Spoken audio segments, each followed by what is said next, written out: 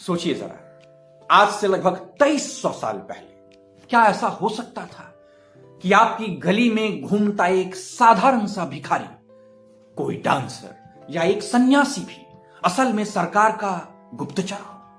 और बात सिर्फ जासूसों की नहीं, उस दौर में भारत के एक राजा के पास 6 लाख पैदल सैनिक और 9000 युद्ध हाथी थे, यानी सिकंदर की कुल फौज से भी कई गुना बड़ी सेना। और अगर किसी व्यापारी ने टैक्स का गलत हिसाब दिया तो कोई माफी नहीं, सीधे मौत की सजा थी। जी हां, मैं बात कर रहा हूं हमारे मौर्य साम्राज्य 322 बीसी से 150 बीसी की।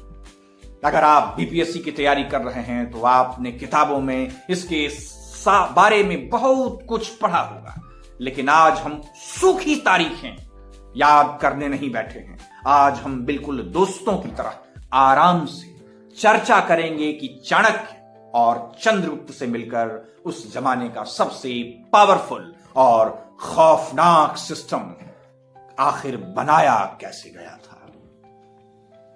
नमस्कार, मैं सुधांशु शेखर। अब इस पूरे साम्राज्य को एक कहानी की तरह समझने के लिए हम बस 7 सीधे सवालों के जवाब खोजेंगे। पहला, इतने पुराने इतिहास का पक्का सबूत हमें कहां से मिलता है? दूसरा, चंद्रगुप्त, बिंदुसार और सम्राट अशोक, इन तीनों ने देश को कैसे बदला? तीसरा, अशोक ने पत्थरों पर अपने दिल की बात क्यों लिखवाई और बुद्ध का संदेश कैसे फैलाया? चौथा सवाल, बिना फोन, बिना इंटरनेट के इतने विशाल भारत का राज कैसे चलता था? पांचवा सवाल, उस जमाने की अदालतें, सेना और जासूसों का जाल कैसे काम करता था? छठा सवाल, आम लोगों की जिंदगी, महिलाओं की स्थिति, व्यापार और पण नाम का सिक्का कैसा था? और सातवां, इतना बड़ा साम्राज्य अचानक 137 सालों में खत्म कैसे हो गया? अगर आप बीपीएससी में मौर्य काल से जुड़ा एक भी सवाल गलत नहीं करना चाहते हैं तो चलिए इस कहानी की शुरुआत करते हैं। सबसे पहला सवाल तो दिमाग में यही आता है कि क्या यह सब सिर्फ सुनी सुनाई कहानियां हैं? बिल्कुल भी नहीं। इसके 2 सबसे बड़े ठोस सबूत हैं। उस दौर की किताबें यानी कि साहित्यिक शोध और जमीन से मिली चीजें, मतलब पुरातात्विक साक्ष्य। किताबों में सबसे पहला बड़ा नाम है चाणक्य का अर्थशास्त्र, जो सिर्फ पैसों की बात नहीं करता। सुनने में ऐसा लगता है जैसे कि अर्थशास्त्र है मतलब पैसों की बात इसमें होती होगी, जबकि सेक्रेट क्राफ्ट मतलब देश चलाने की सबसे बड़ी गाइड बुक है। इसके अलावा विशाखदत्त की मुद्रा राक्षस, पतंजलि का महाभाष्य, बौद्धों का दीपवंश महावंश और जैन धर्म का कल्पसूत्र भी हमें पूरी सच्चाई बताते हैं। यहां तक कि यूनान से आए राजदूत मेगास्थनीज ने अपनी किताब इंडिका में उस दौर का आंखों देखा हाल लिख दिया था। और पुरातात्विक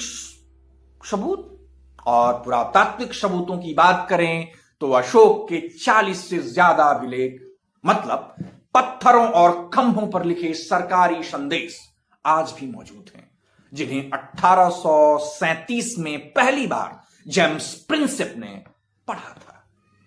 इसके साथ ही जूनागढ़ का रुद्र दामन अभिलेख और उस जमाने के पंचमार्क सिक्के, मतलब धातुओं पर ठप्पा मारकर बनाए गए आहत सिक्के, चीख चीख कर मौर्य काल का लोहा मानते हैं।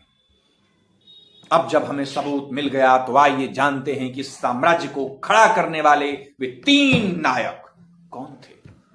चंद्रगुप्त मौर्य 322 से 298 बीसी। इनके गुरु चाणक्य के साथ मिलकर मगध के क्रूर राजा धनानंद को उखाड़ फेंका।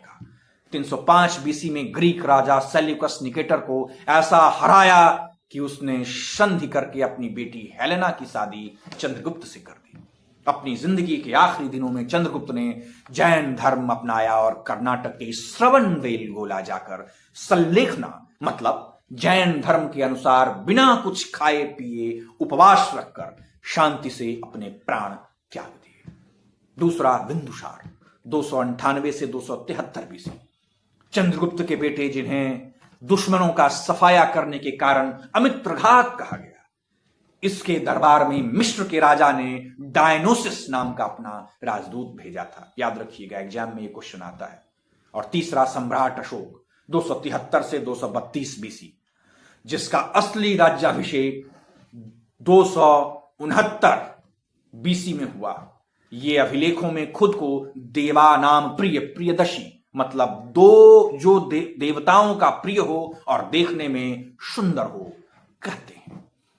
कलिंग युद्ध के भारी खून खराबे के बाद बौद्ध भिक्षु उपगुप्त ने इन्हें बौद्ध धर्म से जोड़ा। वैसे इनका असली नाम अशोक सिर्फ मास्की, गुर्जरा, नेट्टर और उदय गोलन के अभिलेखों में ही लिखा मिलता है। अब यहां एक मजेदार बात सोचिए, उस दौर में कोई टीवी, रेडियो या सोशल मीडिया तो था ही नहीं, तो अशोक अपनी प्रजा से सीधे बात कैसे करते थे? पत्थरों और चट्टानों पर मैसेज लिखवाकर उन्होंने पहला शिलालेख लगवाया और कहा, उसमें क्या मैसेज दिया? पशु बलि बंद करो, सभी नागरिक मेरी संतान की तरह हैं। दूसरा जो शिलालेख था उसमें क्या मैसेज था कि इंसानों और जानवरों दोनों के लिए अस्पताल बनवाने की उसमें बात कही गई। तीसरे में अफसरों को हर 5 साल में गांव गांव दौरे का आदेश दिया गया। उस समय अफसर को युक्त या फिर रज्जुक कहा जाता था। चौथे में ऐलान किया गया, चौथे शिलालेख में यह ऐलान किया गया कि अब युद्ध का ढोल यानी भेरी घोष बंद होगा और धर्म व शांति का ढोल यानी कि धम्म घोष बजेगा। पांचवें में धम्म महापात्र यानी कि धर्म और नैतिकता का प्रचार करने वाले विशेष अफसरों की नियुक्ति होगी। छठे में कड़ा आदेश दिया गया कि राजा चाहे सो रहा हो या खाना खा रहा हो, कुछ भी कर रहा हो, जनता उनसे किसी भी वक्त किसी भी समय मिल सकती है। जनता के लिए राजा का द्वार खुला हुआ है। और 7वें शिलालेख में कहा गया कि सभी धर्मों के लोग आपस में मिलजुल कर रहे हैं। अशोक ने इसी रास्ते से बौद्ध धर्म को दुनिया भर में फैलाया। अपने बेटे महेंद्र और बेटी शंखमित्रा को श्रीलंका भेजा, महारक्षक को यवन और मध्यम को हिमालय भेजा, कौशाम्बी वाले अभिलेख को तो रानी का अभिलेख कहते हैं, और फिरोज शाह तुगलक बाद में टोपरा और मेरठ वाले खंभों को बाद में दिल्ली भी बोल ले आया था। अब इससे पहले कि हम आगे बढ़ें, चलिए 20 सेकंड में जल्दी से रिकैप करते हैं कि हमने अब तक क्या देखा। हमने देखा कि इतिहास जानने का जरिया अर्थशास्त्र, इंडिका और अशोक के अभिलेख हैं। और क्या देखा? राजाओं में चंद्रगुप्त ने साम्राज्य बनाया, बिंदुसार ने संभाला और अशोक ने युद्ध छोड़कर शांति चुनी और अशोक के पत्थरों के जरिए जनता तक अपना संदेश पहुंचाया।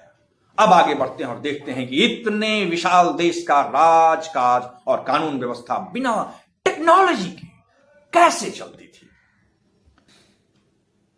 दोस्तों, उस दौर का प्रशासन पूरी तरह से सेंट्रलाइज्ड यानी कि केंद्र से कंट्रोल होता था। 18 बड़े मंत्री जिन्हें तीर्थ कहते थे। तीर्थ का मतलब उस समय के टॉप लेवल मजिस्ट्रेट्स से था। जैसे समाहर्ता का नाम था टैक्स जमा करना, संविधाता यानी कि खजांची जो खजाने का रखवाला था, और प्रदेष्टा जो क्रिमिनल मामलों का जज था।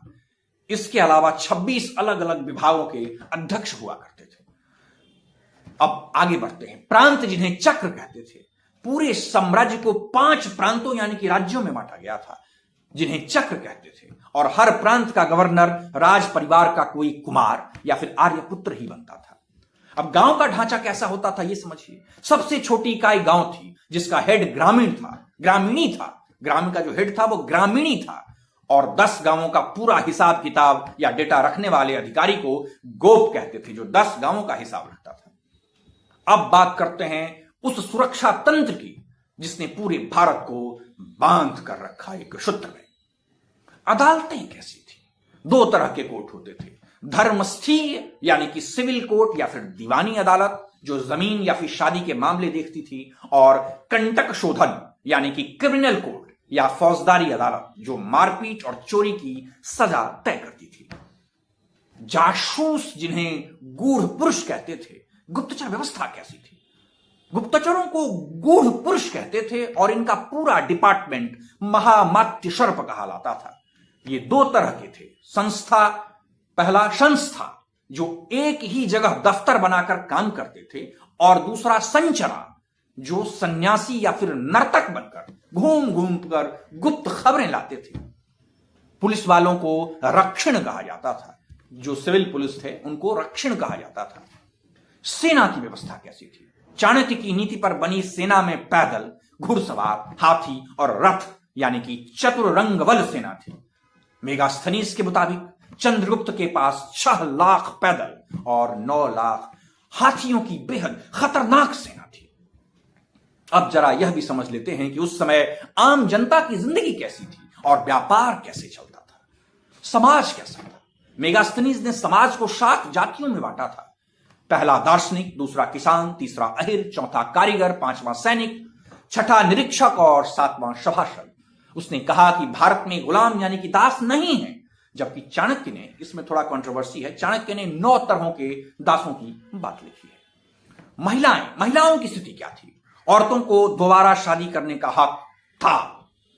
घर से बाहर न निकलने वाली संभ्रांत महिलाओं को अनिष्कासिनी और स्वतंत्र रूप से काम या फिर कला प्रदर्शन करने वाली औरतों को रूपा जीवा कहते थे। खेती और बिजनेस, उस समय का खेती और बिजनेस कैसा था? खेती, पशुपालन और व्यापार तीनों को मिलाकर वार्ता यानी कि आजीविका का साधन कहा जाता था। सरकारी जमीन देखने वाले अधिकारी को शीताध्यक्ष कहते थे, और टैक्स आमतौर पर उपज का 1/6 यानी कि छठा हिस्सा 1/1/6 भाग होता था। सिक्का और बंदरगाह यानी कि व्यापार कैसे चलता था? गुजरात का भृगुकक्ष यानी कि भरूच और बंगाल का ताम्रलिप्ति उस जमाने के सबसे बड़े सी पोर्ट यानी कि बंदरगाह थे। मौर्यों की ऑफिशियल करेंसी पण, ऑफिशियल करेंसी का नाम था पण, जो चांदी का सिक्का होता था, और सिक्कों की शुद्धता जांचने वाले अफसर को रूप दर्शक कहते थे। याद रखिएगा, बीपीएससी में ये बहुत हॉट क्वेश्चंस होते हैं। अब आते हैं उस आखिरी और सबसे बड़े सवाल पर कि आखिर इतना ताकतवर साम्राज्य गिरा कैसे? 232 बीसी में अशोक की मौत के बाद उनके उत्तराधिकारी कमजोर साबित हुए। अशोक के पोते दशरथ ने आजीविकों के लिए नागार्जुन पहाड़ियों में गुफाएं जरूर बनवाई, लेकिन वे इतने बड़े देश को संभाल नहीं सके।